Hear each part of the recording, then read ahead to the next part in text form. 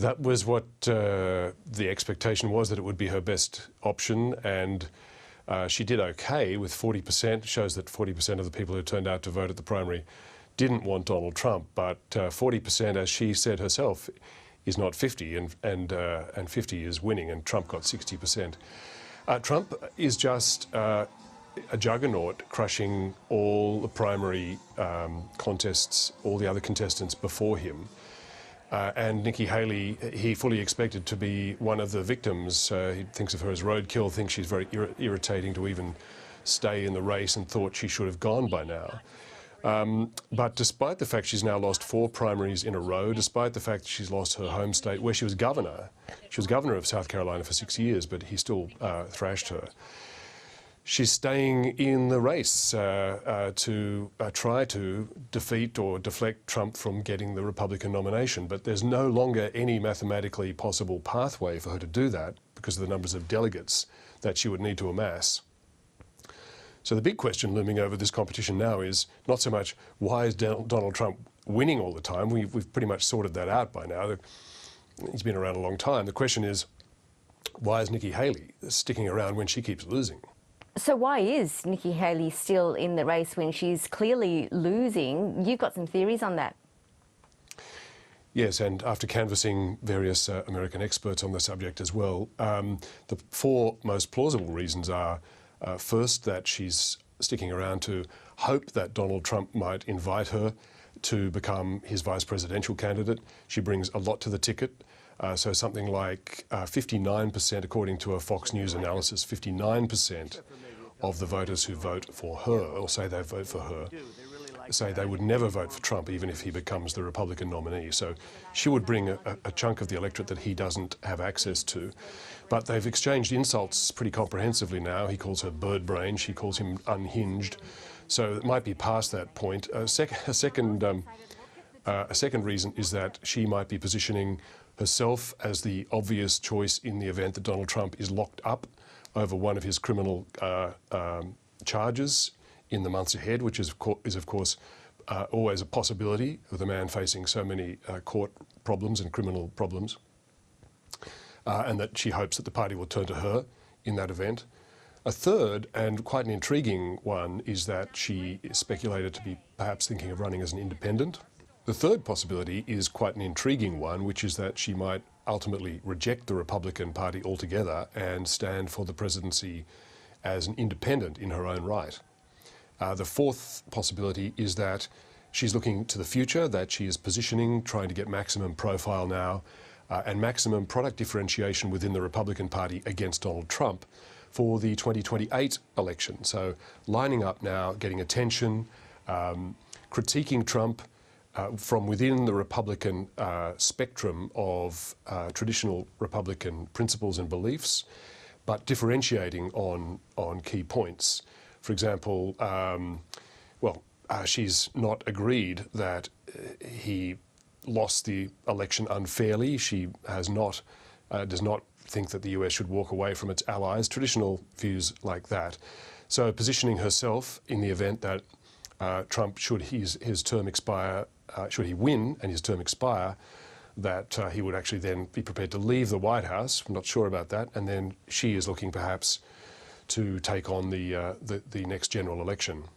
That idea that she could run as an independent, how is this feasible? And logistically, how would it work? Well, the big logistical problem that she would have with that now is the amount of time and the logistics involved in getting onto the ballot in all 50 US states, which run separate organisations. It's very complex. You have to get tens of thousands of signatures. It would cost a lot of money. Although she has no shortage of money, it's important to note. She's burning through the millions, and there's millions more pouring in. There's a lot of well-heeled Republican donors want an alternative to Trump.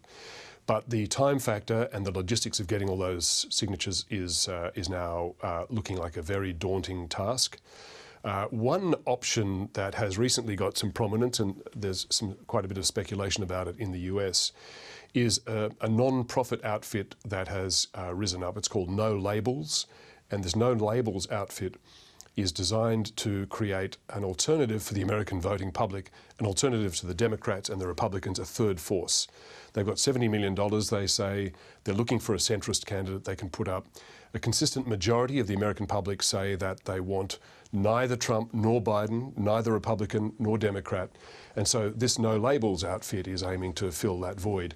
And they say they are definitely interested in talking to Nikki Haley as a potential candidate, but they would have the same logistical problems that she faces in any other sense to run as an independent.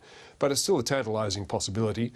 It could end up being a course that simply peels votes away from Donald Trump and delivers the presidency by default to Joe Biden. Although that's not a given, it could actually work the other way. So it would be a real wild card if she were to do that. Well, looking forward, we're about a week away from Super Tuesday, where 15 states and one territory will hold their Republican primaries. How do you think that will pan out? Well, on all the polling and all the predictions, it's Donald Trump will continue his essentially uninterrupted run to the Republican nomination. Nikki Haley has said that we don't do coronations in America, and she's refusing to step down and insisting on going onto the ballot to contest those. She has no realistic chance of winning them. But as we say, she's positioning for something, and maybe she's keeping her options open for several of those possibilities. But this is Trump's Super Tuesday. And finally, what does this all mean for us here in Australia, a future US president come the end of the year or the start of next year, and also the relationship with Washington? Well, we know that Donald Trump, although he's been favourably disposed towards Australia in the past, although that wasn't his instinct, that took a lot of work from successive Australian prime ministers, ambassadors, and a lot of Congress members and senators who went into bat for Australia when he was thinking of doing unpleasant things to us.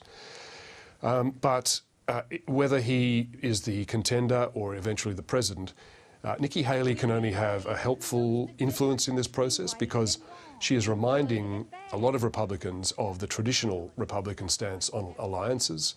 The traditional Republican stance is that allies are vitally important, that allies are a force multiplier to American power in the world, and that allies should be valued, not insulted, the way that Donald Trump specialises in doing. And it was only a week or two ago that he said that if the various European members of NATO didn't pay as much money towards their defence budgets as he would like, then he would, quote, let the Russians do whatever the hell they want with them, which of course completely, flagrantly is an abuse of the entire NATO treaty structure. But Nikki Haley has a very different view on US allies, and this can only help to create, at least contribute to the atmosphere of traditional Republican sanity and principle in treatment of allies, which of course includes us. Peter Hartcher, always great to get your thoughts. Thanks so much. Pleasure, Yvonne.